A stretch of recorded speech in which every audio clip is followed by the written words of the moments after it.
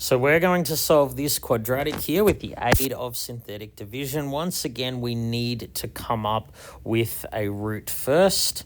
So I'm going to try -2 since it's a factor of this here.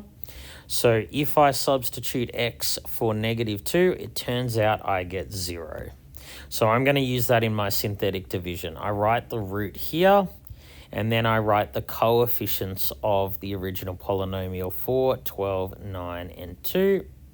So we always start by bringing down this number 4. Multiplying -2 by 4 gives us -8, so I'll put that there. We add to find the remainder. Now we go -2 times 4, that gives us -8. 9 plus -8 gives us +1. And then, of course, -2 times 1 is -2, adding to get the final remainder of 0, which is what we expected because we know that x plus 2 is a factor.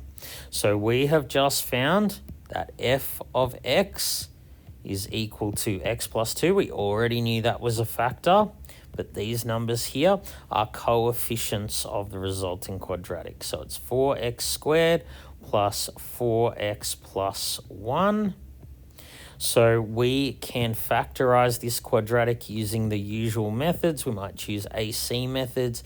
It turns out to be 2x plus 1 all squared. So the solutions are x equals -2. That makes the first bracket equal 0. And the number that makes the second factor equal 0 is -1/2.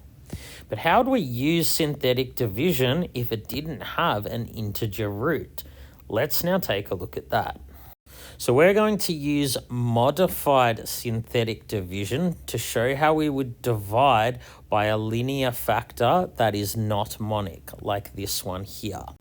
So what we do is we actually get the root of this linear factor. So of course, if 2x minus 3 equals 0, x equals 3 on 2. 3 over 2 is the root of the linear polynomial. So we're going to put 3 over 2, the root, up here. And once again, we're going to write the coefficients of the original polynomial.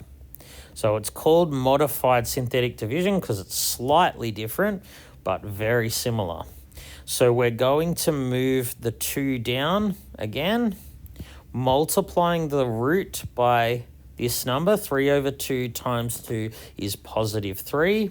So we'll put that up here. We always add to get a remainder. 3 plus 3 is 6.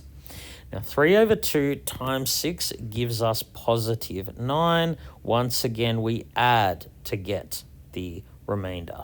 So -5 plus 9 gives us +4. 3 over 2 times 4 is +6.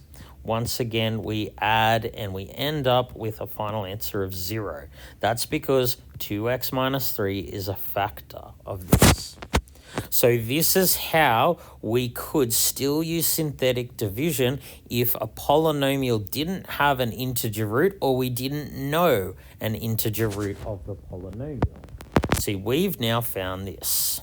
So if I refer to this original cubic as fx, we have found that it is equal to x minus 3 over 2, that root, multiplied by, and it will have to be a quadratic again, 2x squared plus 6x plus 4 with no remainder. So we wanted it to be 2x minus 3. Well, I can just multiply this by 2. So that means I'm going to multiply the x by 2 and the 3 over 2 by 2. So that will make this first one 2x minus 3.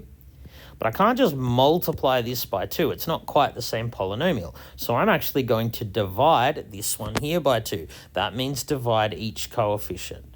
2x squared divide 2, 6x divide 2, and 4 divided by 2.